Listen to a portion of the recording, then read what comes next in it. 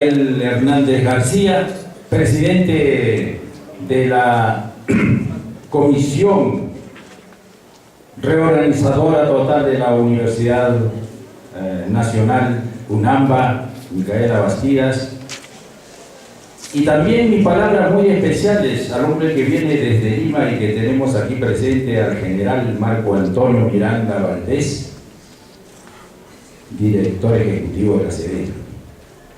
Quiero hacer mención también al general Gilberto Garrido Chávez, que está en la mesa de honor, y una mención muy especial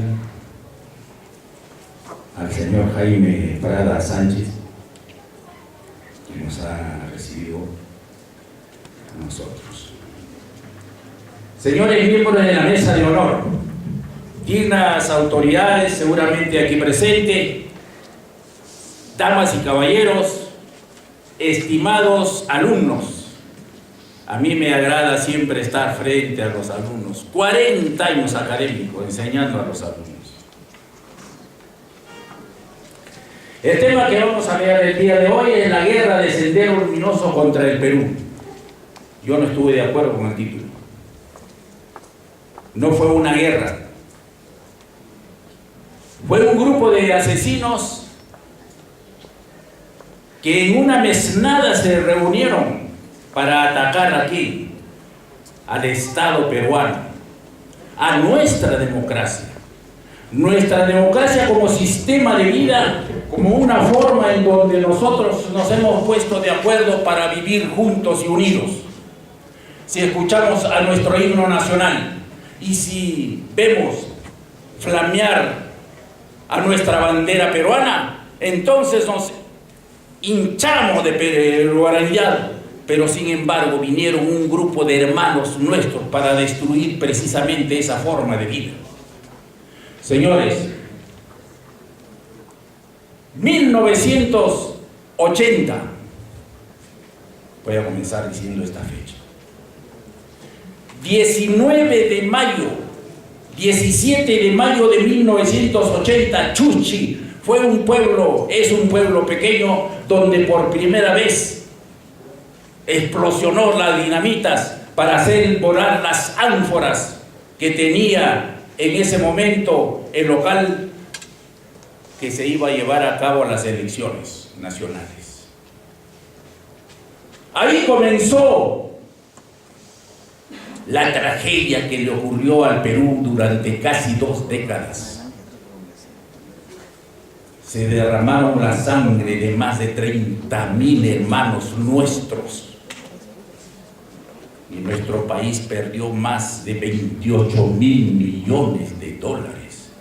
Hoy día, cuando hablamos de que el Perú, si es que se lograría las inversiones de 19.000 millones de dólares, aumentaría más de 1.5 en nuestro Producto Bruto Interno, y eso sería una gran cosa. Pero ellos destruyeron 30.000 millones de dólares al inicio, y después vamos a hablar cómo significó eso. Señores, fuimos azotados por Sendero Luminoso y el movimiento revolucionario Tupac Amaru, el MRTA. Esto comenzó en 1980. Una breve historia, por favor. Sendero Luminoso comienza a derramar sangre y azotar el Perú aquí a nuestros hermanos prácticamente en la década de 1970, con un responsable directo que fue Abimael Guzmán. Abimael Guzmán, un poco de su biografía, fue un hombre que nació en Arequipa, en Ilave, por la Mollendo, y él luego es hijo, el tercer hijo de 5 hermanos. Es hijo, lo que antes se decía, hijo no del matrimonio. Este tercer hijo, después de su padre, tuvo 2 hijos en su esposa, luego nace él y luego 2 hijos más. Estudia en Mollendo, se va a Lima, estudia en el Callao. Del Callao no es muy bien visto por la familia, sale del Callao, huye prácticamente, se va a Arequipa, en Arequipa estudia sus cursos superiores, estudia filosofía, en Arequipa logra un gran nivel intelectual, y después él se afilia a la Universidad de Ayacucho, donde prácticamente da inicio a su pensamiento Gonzalo. El pensamiento Gonzalo es una teoría que escribió Emilio Antonio Díaz Martínez, que viene a ser el segundo hombre, también profesor de Huamanga. Estos dos hombres unieron a un grupo de intelectuales y formaron lo que se llama el MRTA, Sendero Luminoso. Sendero Luminoso viene a ser una decisión del Partido Comunista que, como no fue y no creció las famosas ideas comunistas de Carlos Mariátegui, entonces él se separa de esa agrupación grande y forma lo que se llama por el luminoso sendero de Carlos Mariátegui. Finalmente toma el nombre de Sendero Luminoso. Así es que aparece en el escenario una figura como Abimael Guzmán, que pasa a la clandestinidad en 1974. Y desde 1974 va preparando a un grupo muy pequeño, pero muy intelectual. Recién en 1978, él oficialmente declara atacar a la democracia y a la República Peruana. Acá vamos a ver por qué ataca. Nosotros, cuando comenzamos a luchar contra el terrorismo, quien habla está desde 1980, me nombraron para luchar contra el terrorismo en Huaraz. No sabíamos por qué lo hacían. El pueblo no sabía qué buscaba, qué pretendía, por qué mataban a la gente, por qué destruían nuestras escuelas, nuestros locales, nuestros puentes, nuestros caminos, todo lo que era desarrollo se destruía. Justamente el pensamiento González es eso, destruir al Estado, y esa era una forma. Al Estado se le consideraba un instrumento caduco, un instrumento viejo, un instrumento que no servía. ¿Para qué?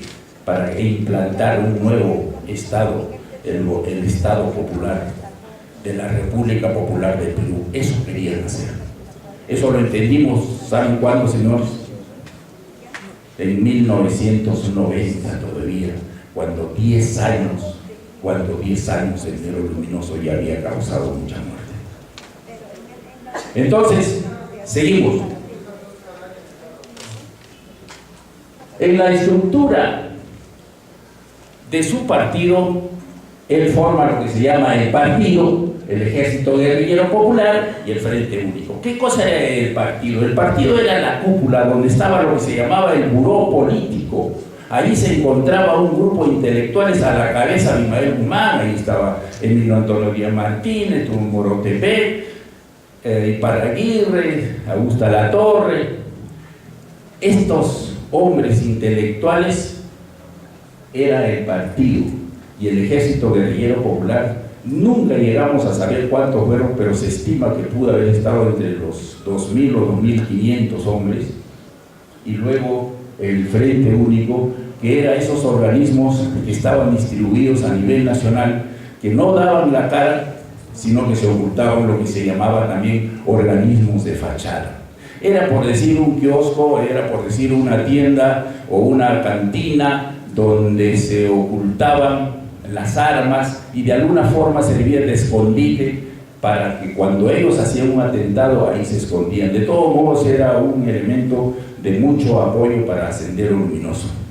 Con esto quiero decirle que Sendero Luminoso fue una estructura debidamente organizada, con propósitos para ellos definidos, pero por favor,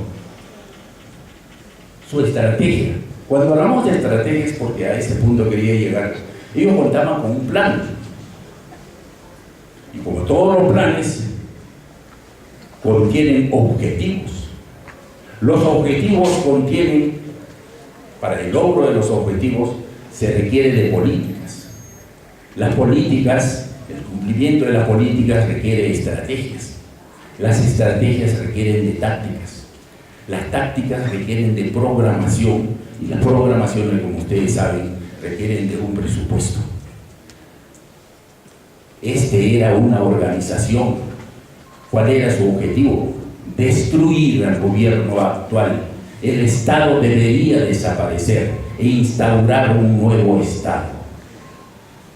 Entonces tenía objetivos. Para lograr este objetivo general se requería de un objetivo inmediato del momento, y ese objetivo era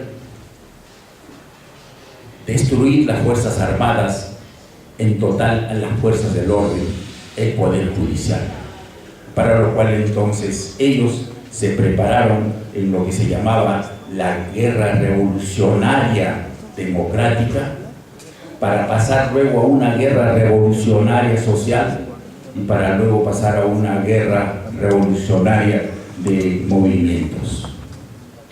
Para lograr la revolución democrática, ellos tenían sus estrategias, y esas estrategias también tenían 3 momentos. El primer momento para ellos, para Sendero Luminoso, que es muy parecido al del MRTA, Sendero Luminoso tenía que disponer de lo que se llamaba la estrategia de defensa, la parte defensiva. Luego llegaba al equilibrio estratégico. Y una vez, ¿qué cosa era la primera parte? En la primera parte ellos tenían que estar en una forma totalmente clandestina, es decir, actuar efectivamente como actuaron los terroristas. En el segundo intento ellos ya deberían haber logrado, según su teoría, un equilibrio, por eso lo llamaron equilibrio estratégico, en donde ya se podían enfrentar a las Fuerzas Armadas y a la Policía Nacional. Por supuesto que no llegaron a ese segundo nivel. Y el tercer nivel era la ofensiva estratégica, en donde ellos podían lograr mucho más todavía de lo que era el equilibrio, y contando con las Fuerzas Armadas, porque creían que lo iban a asimilar a las Fuerzas Armadas, podían atacar al resto del Perú. Por supuesto, esto, señores, era una esperanza utópica. Eso no se puede dar. Estuvo equivocado. Él llevaba un planteamiento de Mao Zedong, y ese pensamiento de Mao Zedong, una cosa es estar en la China y otra cosa es estar en el Perú. El Perú es totalmente distinto. Aquí en el Perú, señores, lo que más queremos nosotros los peruanos, y lo que hemos nacido en la sierra como ustedes, son 2 cosas al peruano que no se le puede quitar: ni su tierra, ni sus mujeres. Cuando chocan con su tierra o chocan con sus mujeres, nosotros matamos, creemos en nadie. Allá es distinto, y eso querían aplicar. Entonces estaban camino al fracaso con su ideología, y esta forma en que nos atacaron, nos agarraron desprevenidos. Las Fuerzas Armadas nunca había tenido una experiencia, ni la Policía Nacional. Fue en el camino el que fuimos nosotros aprendiendo todo esto. En esto sí quiero darles una lectura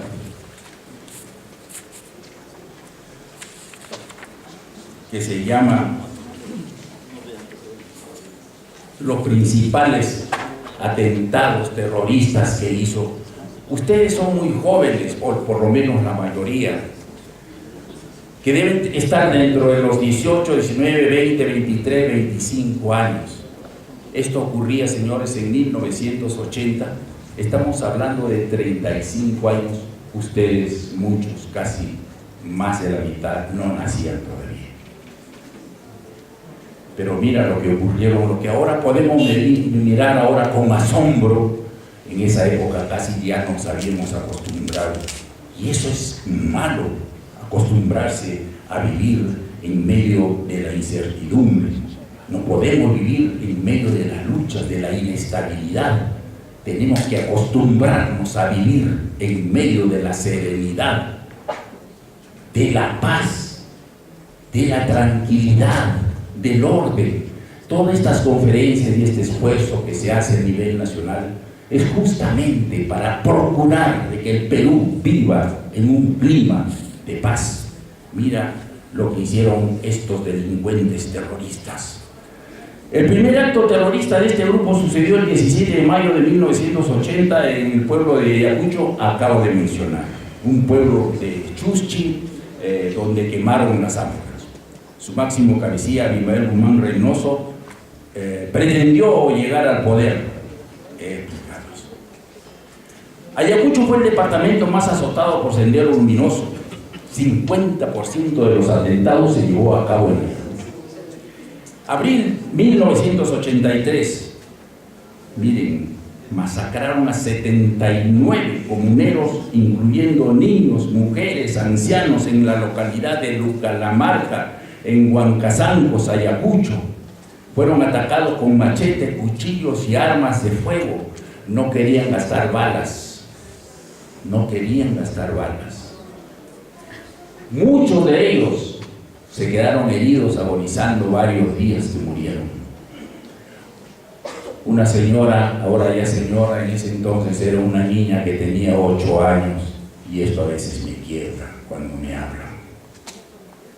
Contó que habían matado a su padre, a su madre y a su hermano, y a ella también. Creyéndolo muerto, ella fue abandonada. De repente, unos señores, después todo el pueblo huyó. A los 3 días lo encontraron tirado debajo de la cama, todavía respirando. Ella no había comido, no había tomado agua durante esos 3 días y la salvaron. Y eso es lo que hacía ella. Este es uno de los 30.000 muertos que produjo Sendero Luminoso. En enero de 1988, 24 campesinos de la comunidad de Chaca. ¿Por qué? Porque organizaron su comité de autodefensa. En 1989 asesinaron a 5 personas y dejaron heridos a unos 20 durante un ataque en una comisaría de Tocache. En septiembre de 1990 asesinaron al exministro de Trabajo, gobierno aprista, ex senador y rector de la Universidad Nacional Federico Villarreal, Oreste Rodríguez Campos, y a su hijo. Fui amigo de Oreste Rodríguez Campos. Yo estaba en Huaraz luchando contra el terrorismo cuando lo mataron a él. Siempre salíamos con él a jugar fulbito los días domingos, siempre, y con su hijo Oscar. Ese día salió, como siempre, a jugar fulbito con su hijo, y a su regreso Sendero Luminoso los atacó, lo mató a él y a su hijo Oscar, quien lo queríamos muchísimo. Era un alumno que estaba en el último año estudiando medicina, señores. Ese fue Sendero Luminoso. En 1991, Sendero Luminoso, yo era director de la DINCOTE en 1961, en una sola noche en Lima, y yo estuve presente ahí, dinamitaron a 82 bancos en la ciudad de Lima, con el mismo estilo: soltar la dinamita y volaban todo. Y no solamente se dañan pues las puertas del banco, sino todo lo que está adentro, y también todo lo que está al frente de la casa de los vecinos. Todas las lunas se rompen, todo. Es un desastre. 82 atentados en una sola noche cuando era director de la DINCOTE, de modo que lo recuerdo perfectamente. Hasta contar el número de atentados nos era difícil, porque uno de los oficiales decía que eran 81 y al final se declaró que eran 82. En 1992 asesinaron a María Elena Moyano, quien intentó que la violencia, su discurso era: la violencia debe desaparecer para llegar la democracia, para llegar la paz.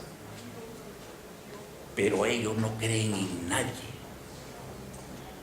tienen el alma llena de odio, de envidia, de revancha, de vendetta, de eso negativo que solamente produce destrucción y muerte. En 1992,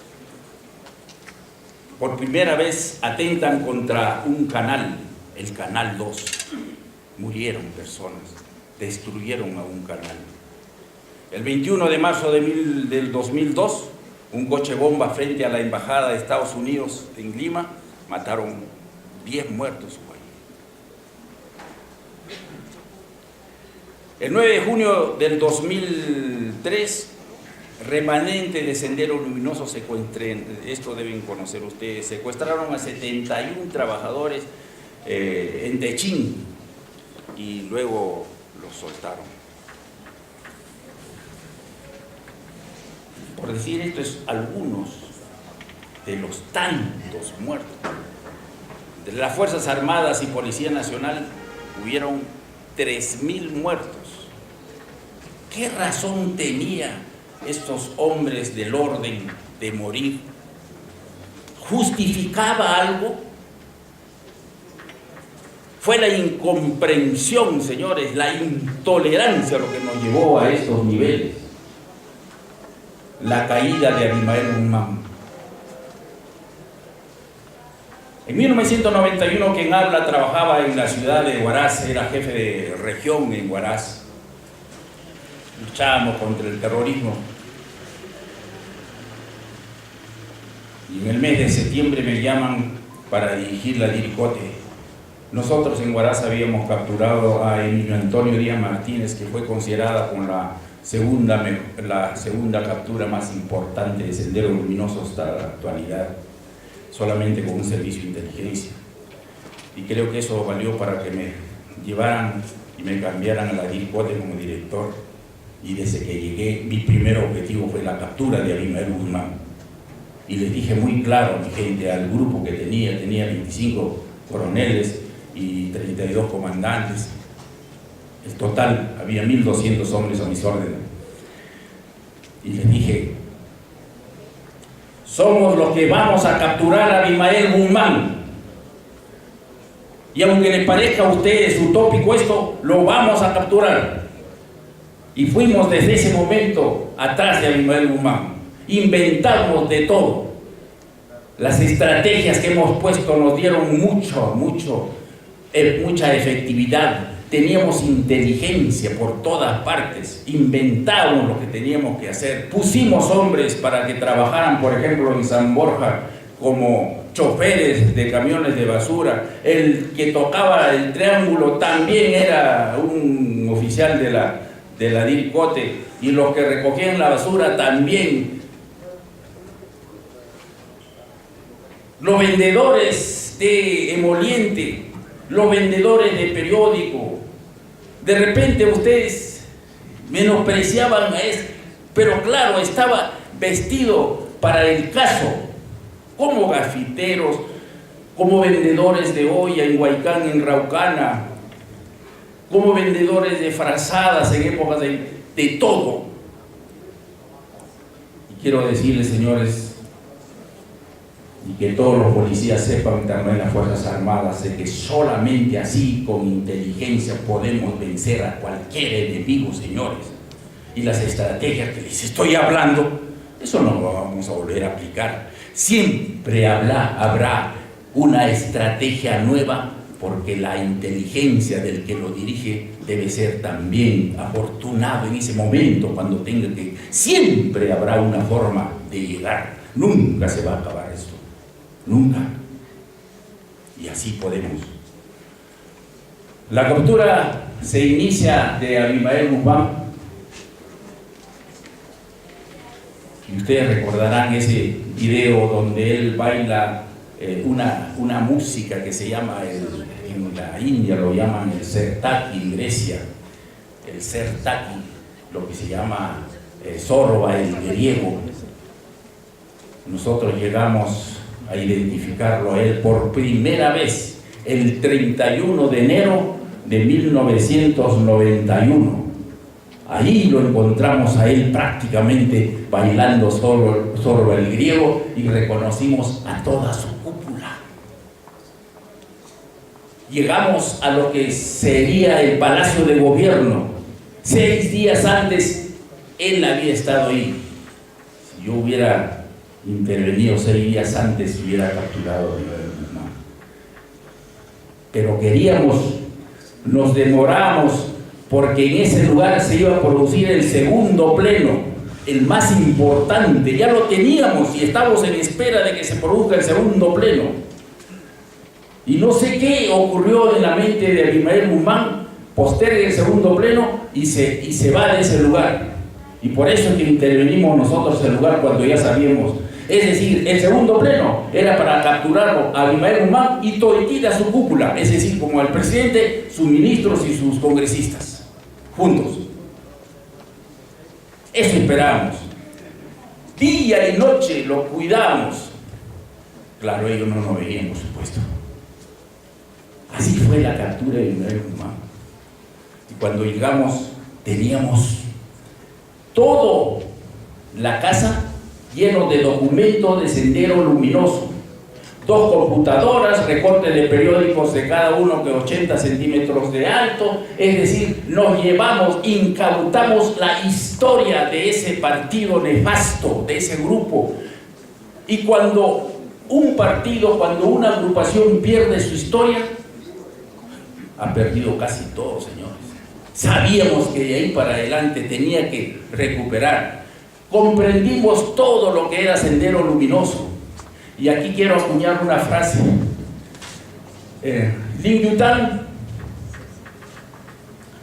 uno de los estrategas más famosos del mundo en la época que vivió en la China 100 años, 1000 años antes de Cristo, decía: para vencer al enemigo primero tienes que conocerte, y si te conoces tendrás algunas victorias y otras puedes perder. Pero si no conoces a nadie, ni a ti mismo ni a tu enemigo, todas serán fracasos. Y nosotros nos conocíamos, pero no conocíamos al enemigo. Y después sigue Yutang y dice: si conoces al enemigo y te conoces a sí mismo, todas serán victorias. Y nosotros con ese día prácticamente fue la caída de Abimael Guzmán, fue el comienzo de la caída de Abimael Guzmán, porque supimos toda su historia a través de sus documentos. Sabían cuántos eran, sabían dónde estaban, cuáles eran las casas que lo recibían en Lima, quiénes son los que estaban en provincia y en qué parte de provincia,